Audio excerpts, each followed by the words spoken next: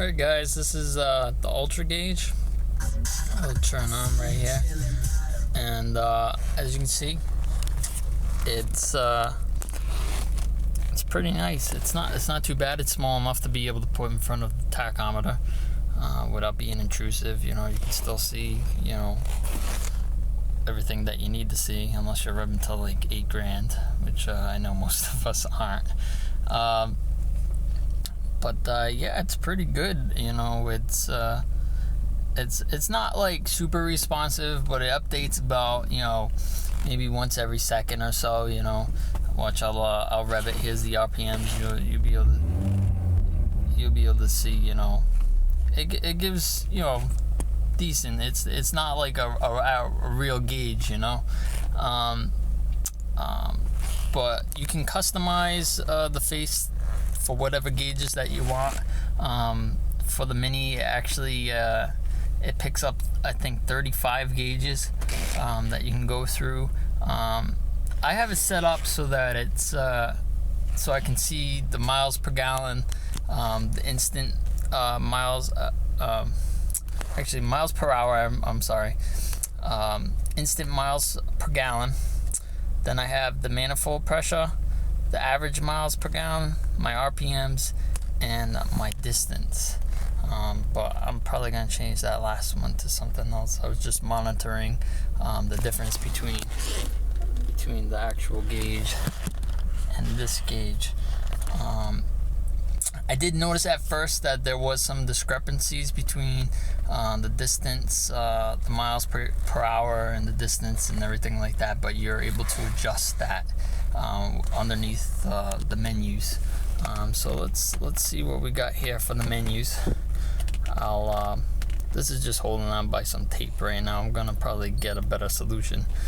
But as you can see, you know, you got all your menus. You got gauge, fuel, menu, vehicle setup, everything like that. Ultra gauge setup. You know, you can set up your display. You can have it so that it goes different alarms. Like, say that you want to set it so that you know that your manifold pressure is going over, say, 27 psi or whatever, and you want it to alarm at that rate. It will set off an alarm and it'll notify you if you have that set. Or you can do that with RPMs or miles per hour. It gives you a bunch of different options. And then you can go into the trouble codes. You know, right now there's nothing in there, so I'm able to go back. The gauge menu, let's go through the gauges. Select gauges. I'll go through the list so you can see what they are. You know, I'm not gonna announce them because there's too many of them. Just let it sit there. Here we go.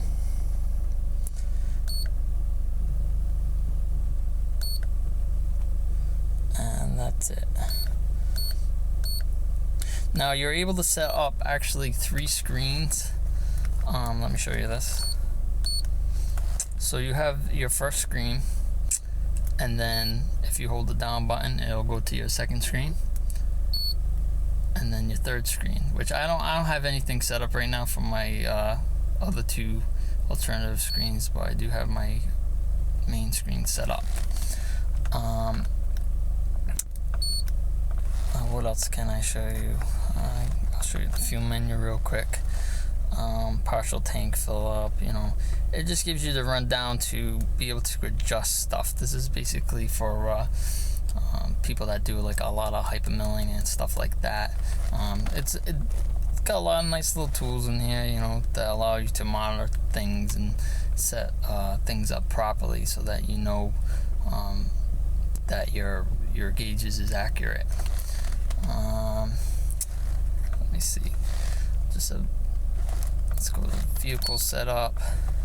You know, it'll let you do the engine size, the fuel tank size. You can calibrate the thing. Like I said, you can calibrate your miles per gallon and the actual distance. What you do is you travel for a distance, then say you go fill up, right? You can take that number, like say that you fill up like 7 gallons, you can put it in here, and like it right now it shows that I used 0.162 gallons. I just filled up, so there's like nothing. I've only traveled like 4 miles.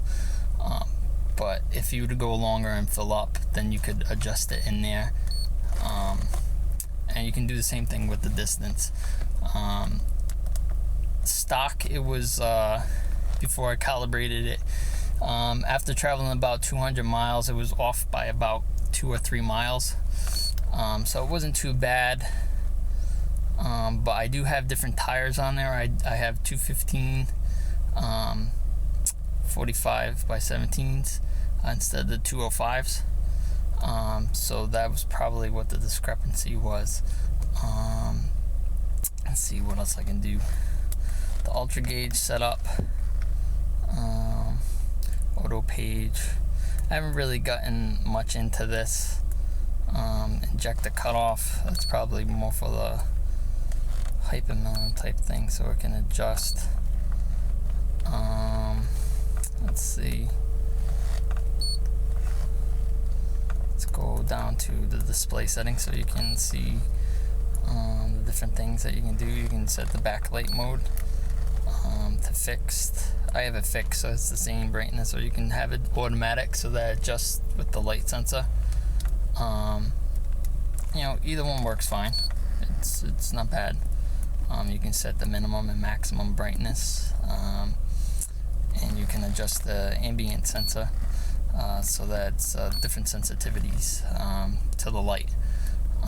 And you have the contrast. That's right now it's at 55, so you can bring it up and down. See, 55 seems to be about good. 50, 55.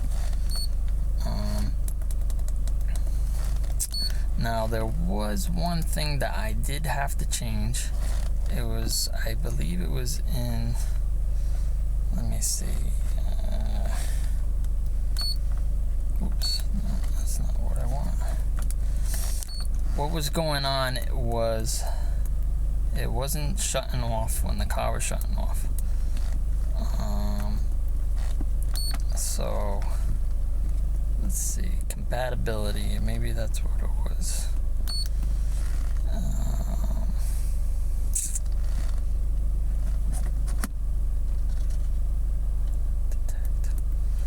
Here we go. It was this. You have to set this power off detect mode to 3. Otherwise, when you turn off the key, it won't turn off.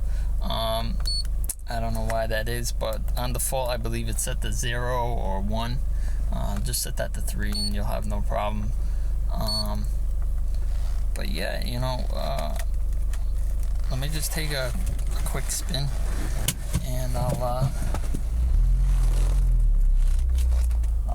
show you what we got here.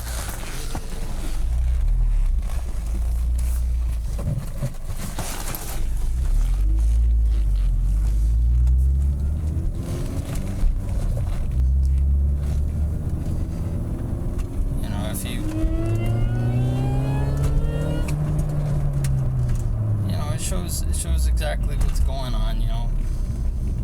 It's not bad at all.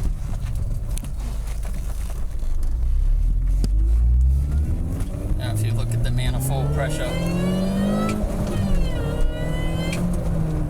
it hits about 25, which I think that's about 11 psi. You know, the only mods I have right now is cold air intake. I have seen it up to 27, but that was like on a really, really cold day. So yeah, you know, that's it. You know, it's pretty good. It's definitely helped me out with my miles per gallon. Like, I've been able to track exactly how the car reacts in different gears and in different situations. And I've gone from about 23 miles per gallon in the winter time till to about 26, 27, just by looking at the gauge and realizing what's going on. You know, it's pretty good in that respect. And you know, know, you get to see all the other gauges. You know, the only downside right now is it doesn't have an actual boost gauge. You know, I know with the scan gauge you can actually code it to have one, but it's not really that much of a hassle to read the manifold pressure. You know, you just minus 14.5, 14.7 depending on your atmospheric pressure, and you get the boost. You know, you can figure it out. It's basic math, you know. But it's definitely worth the money. You know, it was only $59.99. How can you beat that? You know, it's definitely pretty awesome for the price. You know, it does most everything that scan gauge does, and it looks like 10 times better. You know, it's actually nice looking, whereas to me the scan gauge is kind of cheap looking. I didn't really care for it. So that's my basic review. You know, if you have any questions, let me know. But I definitely give it like you know, I'll give it you know, an 8 or 9 out of 10. You know, but if you consider the price, you know, you can't beat it. There is no beating the price that you get. You know, what you get for the price. I mean, you know. But yeah, if you have any questions, let me know, and feel free to post up anything, you know. And I hope you guys all get this gauge, because it's really nice. All right, take it easy, guys. Bye.